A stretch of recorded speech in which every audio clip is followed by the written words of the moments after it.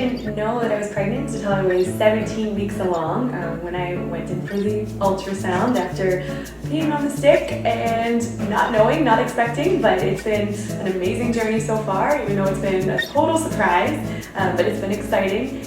And so when I found out, I had been sick all summer. I didn't know what was going on, and go figure, when you have morning sickness all summer, you probably should check and see if you're pregnant, and I was. So we went in, and the first ultrasound, we knew it was a boy. Didn't have a name, actually didn't have a name until he was a week old. But it's been exciting, it's been scary. So not knowing and not being quite prepared, I wasn't really ready. I had already started, I had a career, I was ready to be moving somewhere else. I know, yeah, but I'm excited to be here in Arizona with Sam and my boyfriend, our dog. So when I went in, not knowing what was going on, it was a little scary, it was very disconcerting, but being around people who have been going through the same experience, not knowing and whether they were surprised or not has really helped me. So I definitely recommend reaching out to people, even though I didn't want to talk about being pregnant at the time. I know, but now it's good. So I didn't. So when I went in, starting to feel the labor pains, everything really went super fast. I didn't give birth at a birthing center, I was at a hospital, and they were really, that's right. So everything went really fast. Starting at 2:30 on the 7th of February, I started feeling contractions, and they just really quickly went super fast. So I was like, let's do a trial run and race over to the hospital. Actually, the people who were in there, since it was a Saturday, didn't put the ultrasound equipment on correctly. Didn't put everything on correctly, so they actually didn't even know that I was contracting. And I was, and when they went to check, I was already 8 centimeters dilated. So I started having major shaking and nausea. I started throwing up everywhere. I was screaming in pain. I didn't know what was going on.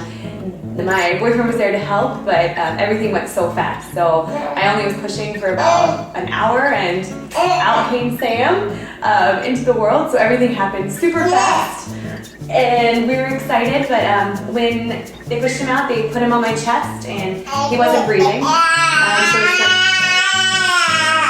now he's breathing perfectly fine, but he wasn't breathing at first. So they took him away, and it was probably the scariest moment of my life. They got him to breathe for a little bit, but after that, he stopped again. So they took him away, and I didn't have any chance to be with him right away. It was just on my chest for a second. And so they took him to the nursery to check on him. And in the middle of the night, he stopped breathing a few more times, so we weren't really sure what was going on. So they took him to the NICU, and we were there for a week with him, doing tests. And the poor little guy was in the cage, with needles all over him, and I couldn't even hold him right away.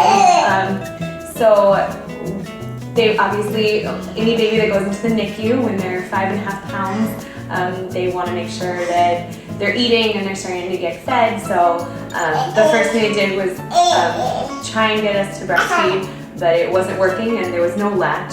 He was so little. So they just encouraged me to start pumping right away.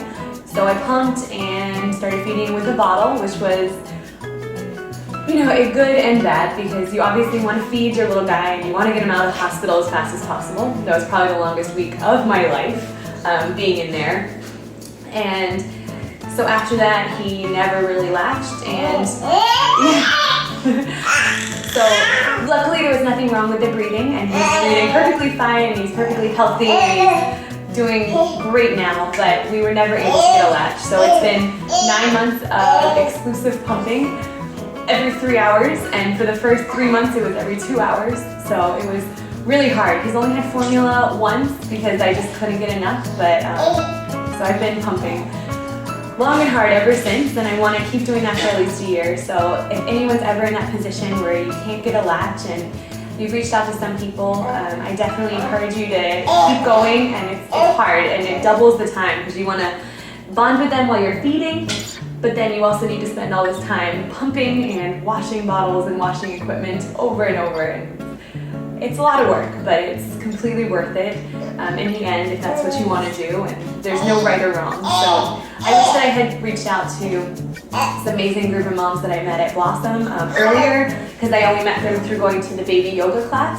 And when I met them, there was a lactation consultant here who gave me great advice, and I just feel like if I had really reached out to people first, I think we might have been able to do it. And it all worked out. Now Daddy can feed him with a bottle, I can feed him with a bottle, so he's getting off the breast milk. Yeah. So he could be a crazy, happy baby boy. But that was really hard. The first 6 weeks of his life, I was really depressed. Maybe it was postpartum depression, I'm not sure what it was. It was really hard, not sleeping and setting my alarm to pump pretty much every hour and a half just to make sure that I wouldn't lose that milk supply. And I ended up getting mastitis when he was 3 weeks old, so that lasted a week of the chills and fever and massive pain. And one of the best ways to get it out is to have your baby feed, and I couldn't even do that. So it was a really, really rough start for us. And after being a week in the NICU, and then we actually bought a house and moved when he was 2 weeks old, and then I got mastitis at week 3, and so it just took a lot longer to actually get out of the house, and it was probably 2 months before I really ventured out. And I'm so glad I did. Now he has friends, I have friends, I have people I can really speak to who can relate to, and that's my biggest advice for anyone. And I know that everyone says it just to get out and meet people, but when you're going through it, it's hard. So if you are going through this now, I know, where you're not sure you're pregnant, talk to people. If you had a rough start, talk to people. And we're gonna go. I think it's time to eat, but thanks for listening.